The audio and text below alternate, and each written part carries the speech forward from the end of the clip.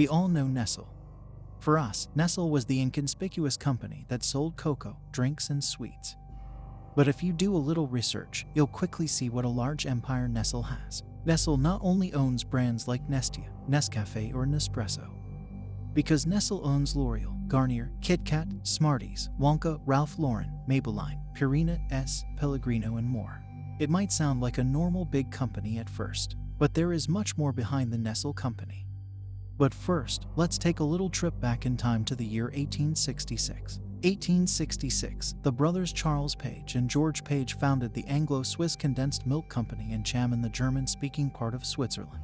A man named Heinrich Nestle joined the company, and in 1867 created milk powder that served as a milk substitute for babies. Back then, a huge success. In 1875, Heinrich Nestle withdrew from the company. In 1929, the chocolate producers Peter, Kohler, and Nestle merged, but the name Nestle was retained due to its popularity. Further takeovers followed. 1963 Findus AG and 1971 Ursina Frank AG.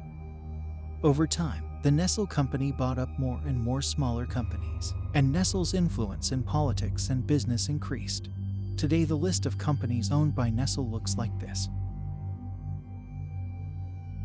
But criticism of Nestle increased. The Wikipedia page about Nestle alone consists of 60% criticism.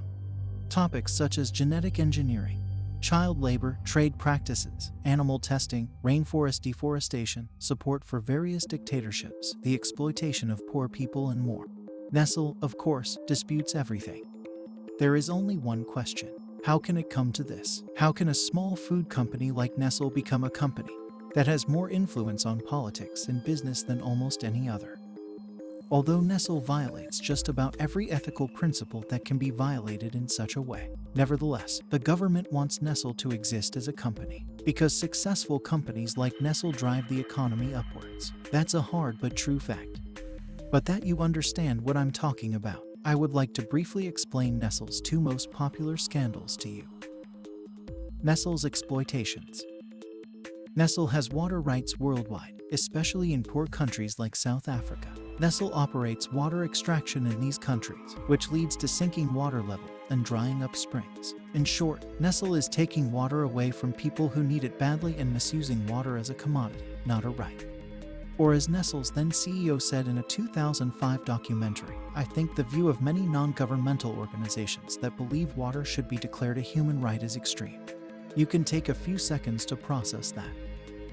The water that Nestle pumps out of these poor countries is packaged and ends up on supermarket shelves in Europe and the US. Child labor, human trafficking, and forced labor.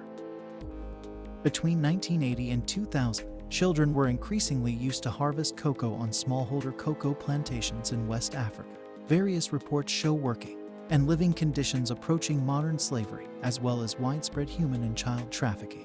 But then the International Labor Rights Fund filed several lawsuits against companies linked to child trafficking, torture, and forced child labor. Also, Nestle. But in September 2010, the lawsuit was dismissed by the U.S. District Court for the Central District of California. In summary, it can be said that Nestle has bought up so many brands that it is almost impossible to count them, thereby gaining power and influence in politics and economy. Incidentally, they also violate the most diverse ethical principles of our society. Nestle is a company that has no place in our society. Nestle is a corrupt company that steals, abuses, and exploits poor people. Companies like Nestle should not be supported and should be avoided.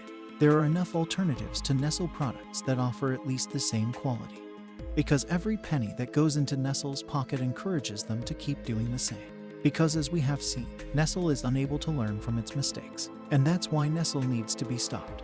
So do yourself and those around you a favor and avoid Nestle. Humanity is stronger than the desire for money and power.